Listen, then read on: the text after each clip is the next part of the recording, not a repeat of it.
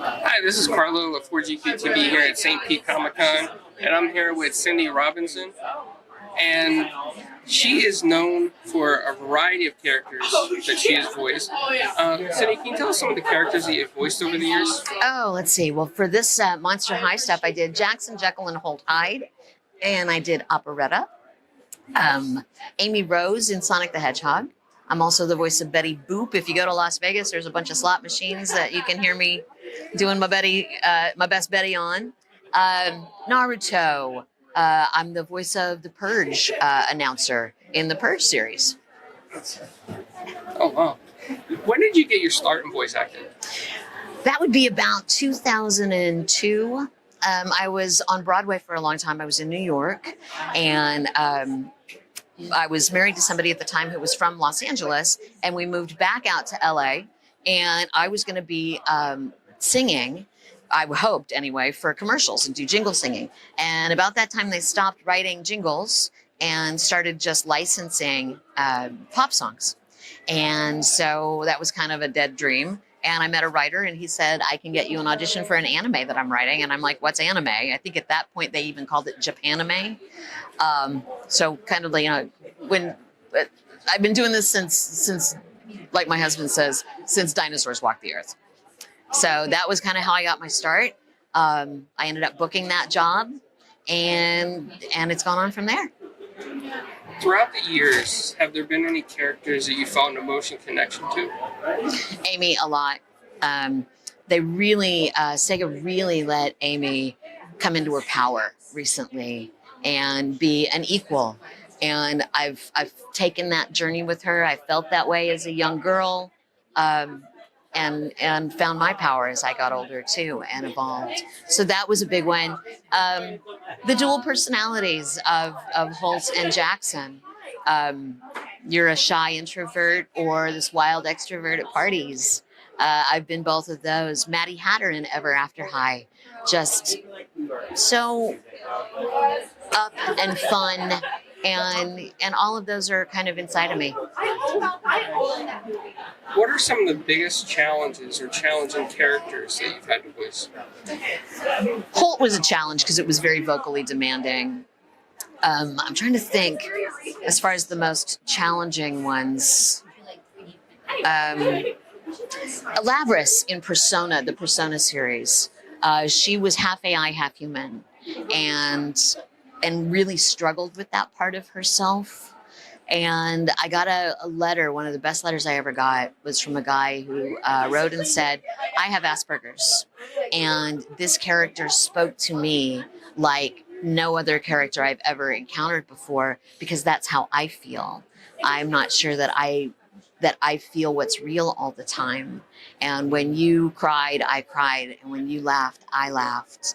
That one was a really emotional character to do.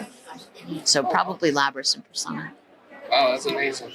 And when it comes to studios, do you prefer like a home studio, or do you prefer going into a studio? I will always prefer going into the studio. I like recording at home because it's convenient, but I love it when the engineer gets to do their job and when the director gets to do their job, and all I have to do is my job, and I don't have to worry about that other stuff. So I always like going into a studio. Plus, I like peopling,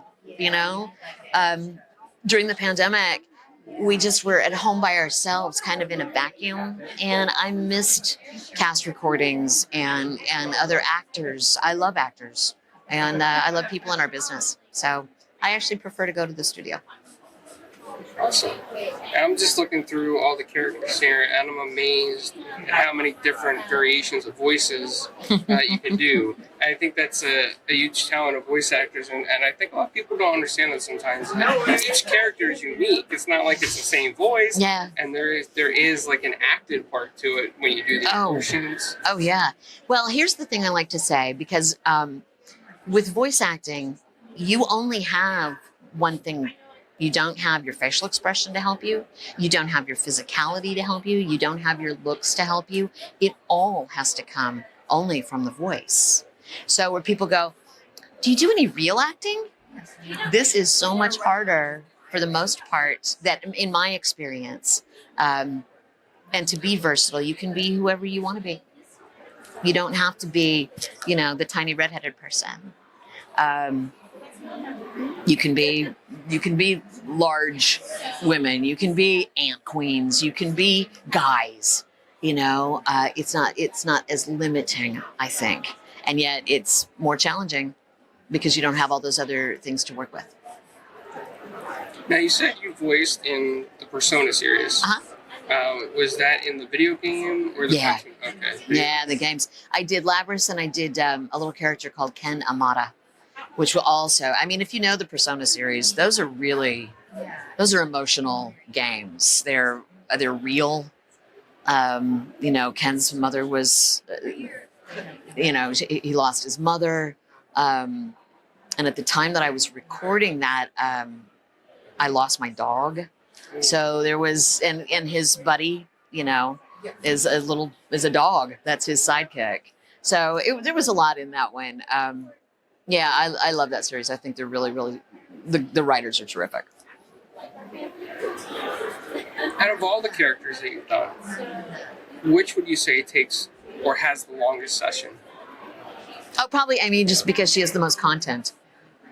And that I've been doing that voice for 13 years, I think now. So she just has the most content out of all of them. Is there any series that you are currently, or that's currently ongoing, that you're part of?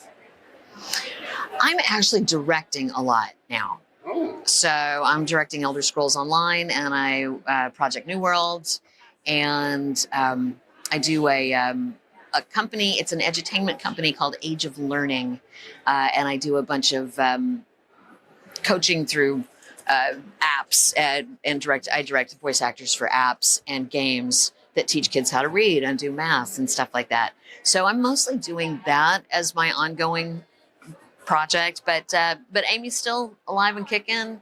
They brought Kukaku Shiba from Bleach back for the new incarnation of that.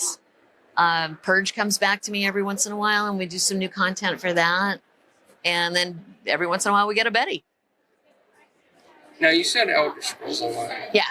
I love Elder Scrolls Online. Do you? I love Elder Scrolls in general. Okay. I'm a huge fan of the whole series, and I really can't wait for the next title in the Elder Scrolls series. But, so when you're directing or casting or however that works in Elder Scrolls Online, what would you say is like your typical job on that? Like how does that work?